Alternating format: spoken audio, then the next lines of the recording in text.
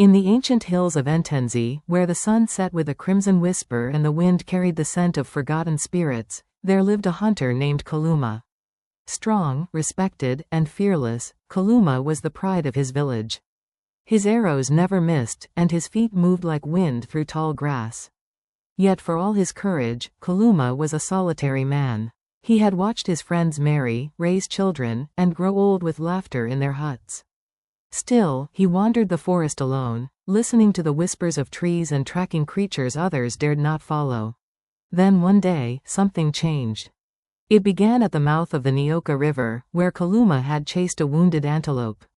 He followed it through brambles and vines, deeper than he'd ever ventured. There, standing on the opposite bank, was a woman. Not just any woman, she was radiant like moonlight on water, her skin smooth as riverstone, and her eyes holding the sorrow of 1,000 lifetimes. She wore a dress of white bark cloth, and her hair flowed like black silk. Kaluma froze. He had never seen her in the village, nor in any neighboring clan.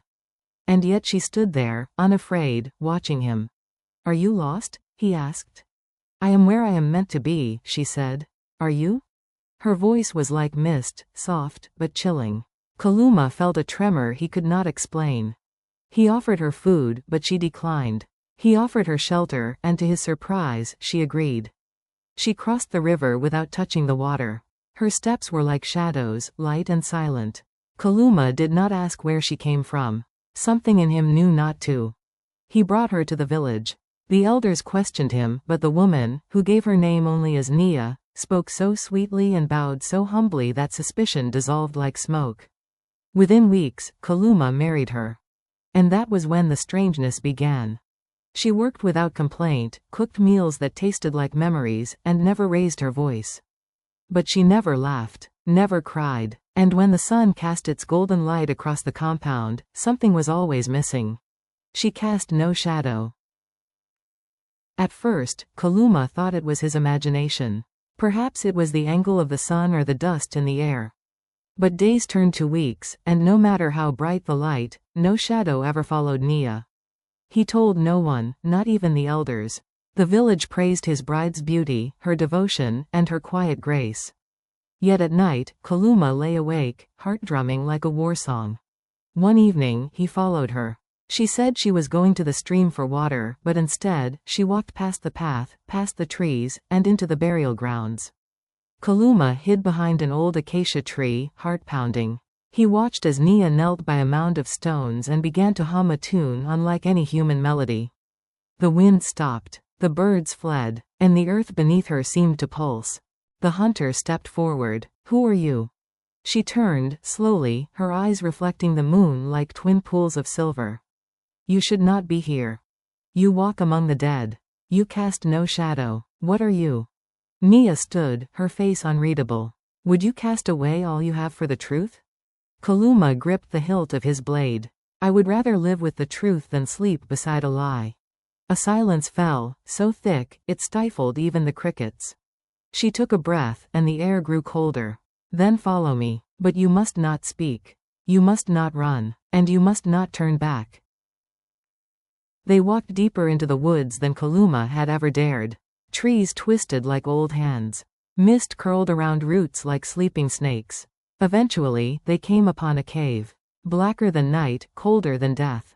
Nia entered first. Kaluma hesitated, then stepped inside. The walls were smooth, like carved obsidian. At the center of the cavern stood a pool, still and dark. Nia walked to its edge. "This is where I was born, and where I died." Kaluma stepped back. "You said not to speak," she whispered, "but you already have." The water in the pool stirred. A groan echoed through the cavern. Something beneath stirred awake. "You wished to know who I am?" Nia whispered. "Then witness me." Her skin began to crack, not with pain, but like pottery revealing its true form beneath. Her eyes turned black, her teeth sharpened, yet she remained beautiful, in a terrible, impossible way. Kaluma wanted to scream, to run, but he remembered her warning. He stayed. From the pool rose a figure, tall, cloaked in shadow, eyes like embers. It spoke not in words, but in thoughts that stabbed like thorns. "You have brought him too soon," it told her. He was already questioning, she said. He saw my emptiness. Then he must choose. The figure retreated into the depths. Nia turned to Kaluma, tears, real ones, falling from her eyes. I was not meant to love. I was sent to feed the silence. But I chose you. I tried to be like them, but the shadow never came. The shadow is the soul, and mine was taken long ago. Kaluma reached for her, but her body flickered. You must leave now, Kaluma. If you stay, the cave will take your shadow too. He stepped back, stunned. But I will not forget you, she said, even if I was never meant to love. Then she vanished. Kaluma stumbled from the cave as the first light of dawn split the sky. He made his way back to the village, empty-handed, hollow. Nia's belongings were gone. Her scent, her voice, her memory, fading. But one thing remained. On the wall of their hut, a shadow, her shape, cast upon the mud, even when the sun was gone. The village of Entenzi never saw her again. Not even a whisper of Nia's presence returned with the breeze. Yet the shadow on the wall remained, frozen in place, unmoving, cast in the outline of a woman no longer there. Kaluma sealed the hut and moved to a smaller one at the edge of the village. He said little, hunted less. The once proud man of the forest became a ghost among his people. But some things refused to stay buried. It began with whispers among the elders. First, an infant was born without a cry. Then, a woman's shadow moved in the opposite direction of her body. The village healer, Mama Oloyo, said the signs were wrong, the spirits had been disturbed. One evening, Kaluma stood outside his old hut, eyes fixed on the shadow inside. He had tried to forget. He had tried to forgive himself for falling in love with something not of this world. But the past had claws, and it scratched from the inside. Then came the dreams. He was back in the cave. The pool shimmered. Nia stood on the edge again, only this time, she wasn't alone. Behind her were others, shadowless women with hollow eyes and whispering mouths. They beckoned to him, reaching out with hands that dissolved into mist. Nia did not speak. She simply wept. And always, behind them, the red-eyed figure from the water watched. Kaluma woke with a scream. Sweat clung to his skin. His heart pounded like war drums. Something was calling him back. The next morning, he sought out Mama Oloyo.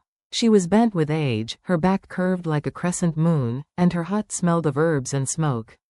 She had seen too much in her time, and Kaluma trusted her more than any elder. You say she was without a shadow? Mama Oloyo asked, her voice like cracked bark. Yes, and I followed her into the cave, beyond the river, past the graves. There, I saw.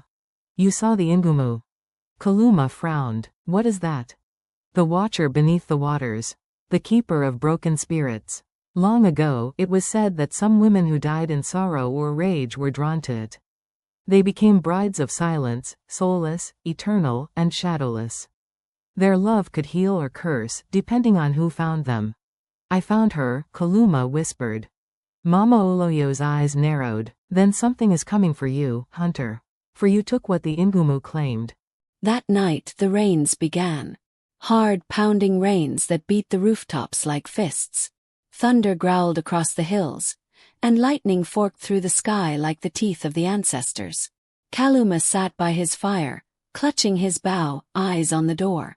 The shadow on the wall flickered with every flash, still unmoving. Then came the knock. 3 slow raps. Barely audible over the storm. He didn't answer. 3 more. Rose. His hand trembled on the wooden latch. The door creaked open. No one stood there. Only wind and water. But when he looked down, footprints, bare wet, led from the doorway to the center of the hut. His bow fell from his hands. The shadow on the wall was gone. Kaluma fled to the forest. He didn't care where his feet carried him, only that he got far from the village, far from her. But as the rain pelted his skin and the wind howled like wolves, he realized something chilling. No matter how far he ran, his shadow didn't follow. He turned to look. Nothing. The torchlight of his soul had vanished. Terror gripped his spine. He made his way to the cave, the only place he knew to go. Lightning cracked above as he arrived, soaked and shivering. The entrance yawned before him like a mouth waiting to swallow. Inside, the pool shimmered once more. And there she was, Mia. Her form was more spirit than flesh now, glowing faintly like starlight trapped in water. "You shouldn't have come," she whispered. "My shadow," Kaluma said. "You took it." "No," she said, sorrow thick in her voice. "The Ngumu did. I warned you. When you followed me into the cave, when you broke the silence, it marked you. I want it back." She shook her head slowly. "That's not how it works.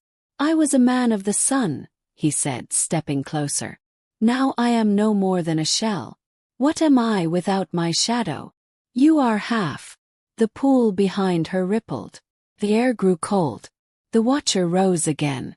"You were warned," the voice whispered into his mind. "You entered the domain of silence. You chose to love what was not yours. Now you must take her place." Kaluma's feet froze to the stone. His body stiffened. "No!" Nia cried, stepping between them. "You cannot have him." The exchange was made the moment he followed. Soul for a soul. Shadow for a shadow. "But I love him."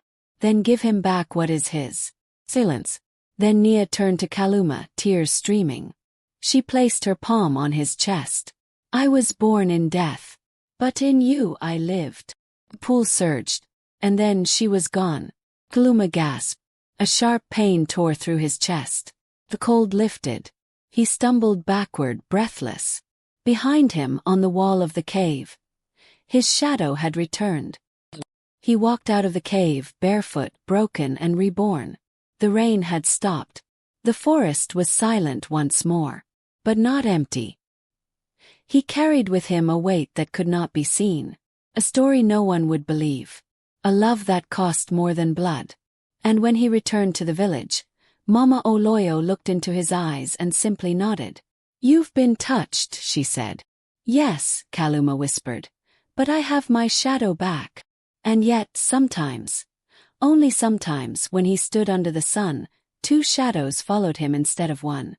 The village rejoiced when Kaluma returned with life in his steps again.